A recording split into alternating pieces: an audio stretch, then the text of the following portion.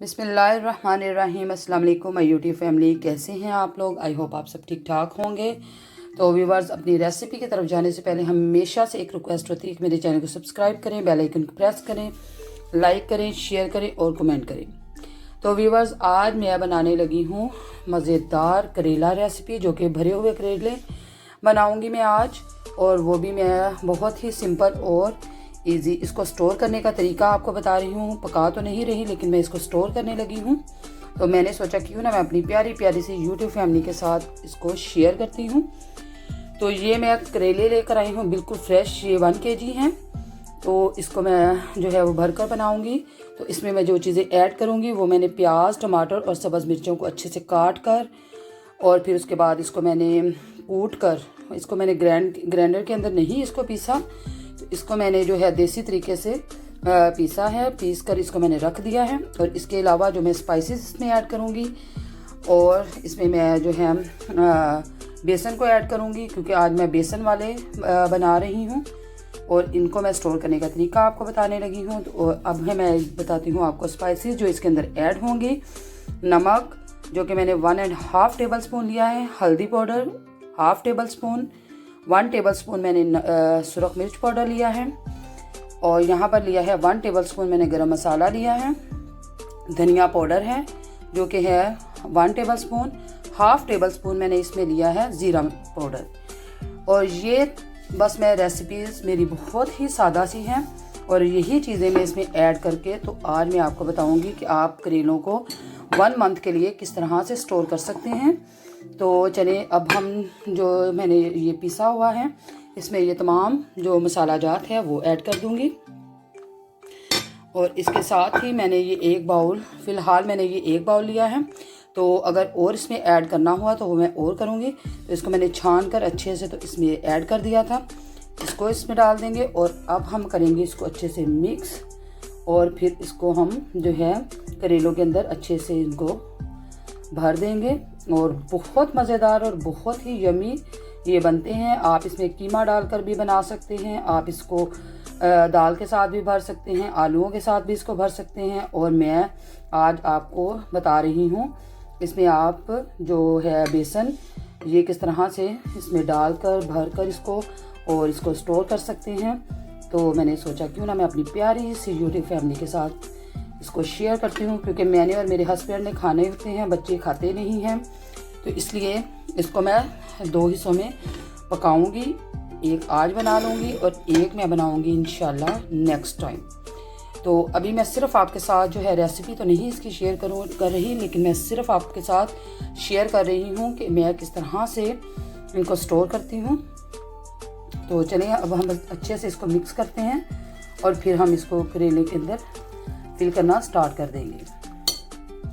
जी तो व्यूअर्स, ये मटेरियल मुझे थोड़ा सा पतला लगा है, तो इसलिए मैं इसके अंदर 1/2 कप और जो है इसका ऐड कर दूंगी, और इसको करेंगे हम अच्छे से अब मिक्स।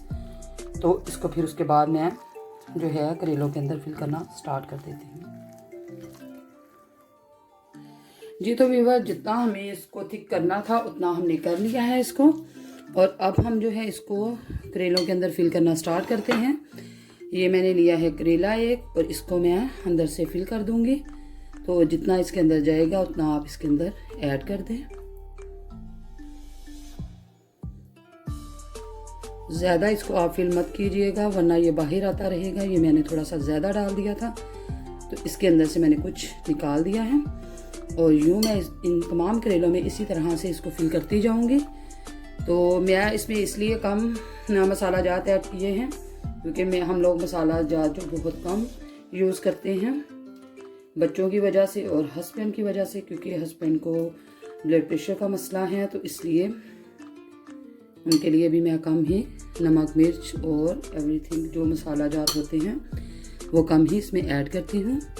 तो इसी तरह से इनको मैं फिल कर दूँगी, और फिर मैं इसको, आप चाहे तो इसको सुई के साथ ऊपर से सिलाई कर दें, तो चाहे आप इसको ऊपर से धागा वो आप कवर उसके साथ कर सकते हैं। लेकिन मैं इसको सुई के साथ नहीं सिलाई करूँगी, लेकिन मैं इसको ऊपर अच्छे से धागा लगा कर तो फिर इसको बनाऊँगी, ठीक है।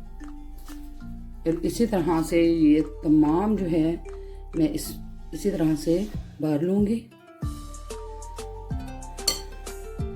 जी तो व्यूअर्स, करेलों को मैंने फिल कर लिया है, ये देखें। और जो ये मसाला बच गया है, हम इसको बिल्कुल भी ज़ाया नहीं करेंगे। ये मैं आपको बताती हूँ कि हम इसका क्या करेंगे। अभी फ़िलहाल जो है मैं इनको करती हूँ ऊपर से धागे के साथ कवर, और उसके बाद फिर मैं आपको बताऊँगी। मैं तो इसको इसी तरह से कर देती हूँ। अब बाज़ लोग जो है वो धागा बिल्कुल भी यूज़ नहीं करते हैं। ये देखें, ऐसे मैं इसके ऊपर धागे को बांध लूँगी और फिर उसके बाद इंशाल्लाह हम जो है इसको करेंगे स्टोर। कुछ को और कुछ मैं बनाऊँगी, वो मैं आपके साथ रेसिपी इंशाल्लाह वो भी शेयर करती हूँ इसी में।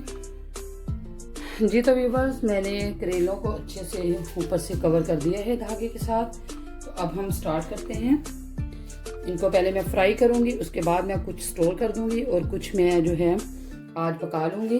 तो जैसे स्टोर करेंगे वो मैं आपको बता दूँगी। जब भी इसको मैं अच्छे से फ्राई कर लूँगी, फ्राई करने के बाद फिर मैं इनको स्टोर करूँगी। इसका ये मतलब है इनको फ्राई करने के बाद स्टोर करने का ये मकसद होता है कि आपका जब दिल करे इसको निकाल कर आप यूज़ कर सकते हैं, खा सकते हैं। मेरा तो फेवरेट है ये, और जो शुगर के मरीज़ हैं उनके लिए तो बहुत ही ज़्यादा फायदेमंद वाला है ये जो ये सब्ज़ी है। तो वो बहुत ज़्यादा इसको यूज़ करें अपनी ज़िंदगी में, ताकि वो ज़्यादा से ज़्यादा खाएं, उनकी शुगर बिल्कुल कंट्रोल रहेगी। तो चलिए अब हम स्टार्ट करते हैं।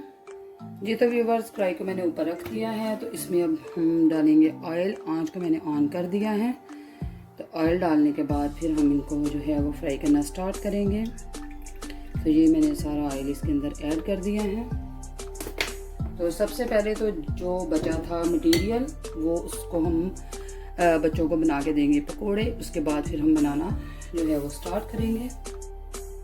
जी तो व्यूअर्स, पकोड़े मैंने निकाल लिए हैं। ये तो कोई रेसिपी का हिस्सा नहीं थे, लेकिन फिर भी मैं आपको दिखा रही हूँ।